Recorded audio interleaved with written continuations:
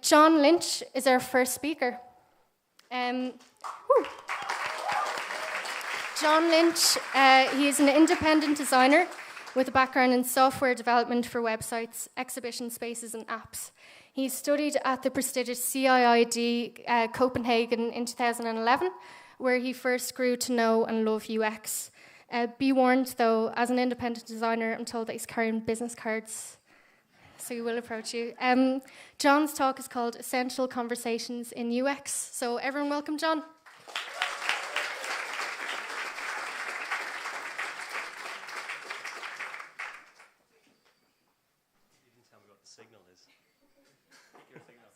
Hello, first victim. You ready? Go for it. All right. So this is the world we live in. Genevieve Bell, who is the first anthropologist to be hired by Intel, she compared the device-driven world we live as having a nest of hungry baby birds screaming for your attention in your handbag. And as a result, I only get to read books really at Christmas. Does anybody else have that problem? These were my last 2 Christmas books last year. I've got one more lined up. It's less academic than this. But Linchpin and Reclaiming Conversations. So what you're getting today is a book report, basically. Seth Godin's, you'll find it in the self-help section. It's one of these Silicon Valley disruption type books. And Sherry Turkle is an MIT researcher with 20 years experience of talking about how technology affects the way we live our lives. Godin tells us that work is changing, that the algorithms are coming and they're taking over, and that the only thing left to do is to engage in emotional labor, to take care of each other in the workplace. While Turkle talks about the fact that we're in a flight from conversation with no room to think, and there's the next slide. We'll go into Godin for a bit. He said that the indispensable employee is about having this sort of empathy and ability to work with other people, to build around and difficult to do without.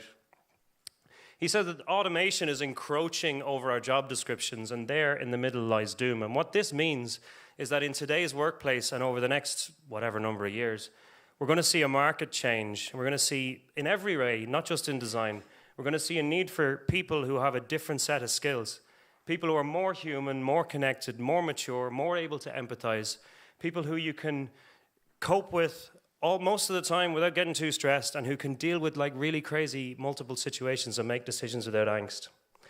So now it's Christmas afternoon and I've gotten through the turkey sandwiches and I'm already quite depressed, although not as depressed as I was this morning.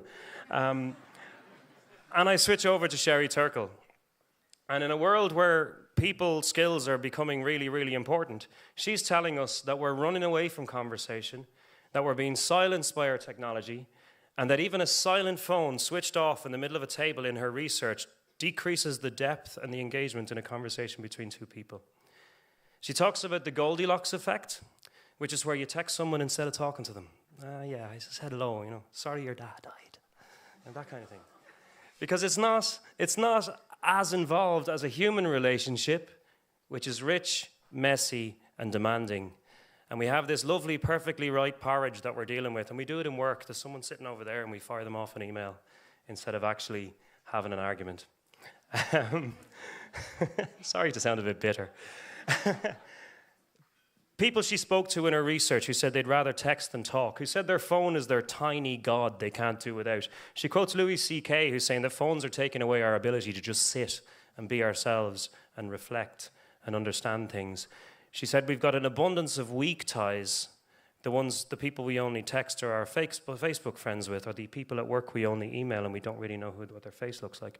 And we don't have as many strong ties anymore where we truly understand and where we gain the skills to understand people.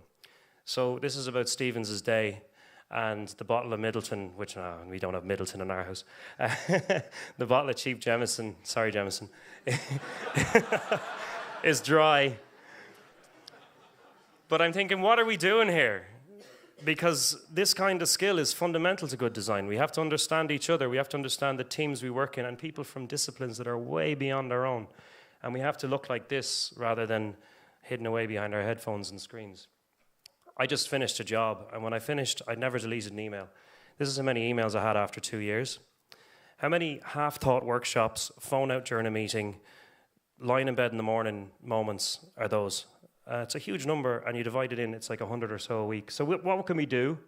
Talk to each other at dinner, Put boxes in the meeting rooms for phones. Stack the phones when you're going out and don't be avoiding people. Have hard conversations and embrace unitasking, doing one thing at a time. Trust, empathy, empowerment are essential to invention. We need to understand each other to design for each other. I think we're going good places. And the last bit is I saw my niece today. I'm home just for the day, pretty much.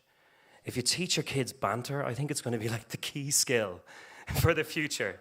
And just now we were talking, and there's all sorts of theories, but I think Ireland's a great place for that. And I think it's a key skill we all can nurture. Great that Laura's making that effort to step up here and start with talking to people from this kind of vantage point. And that's it. And thanks to my sister for the sketches.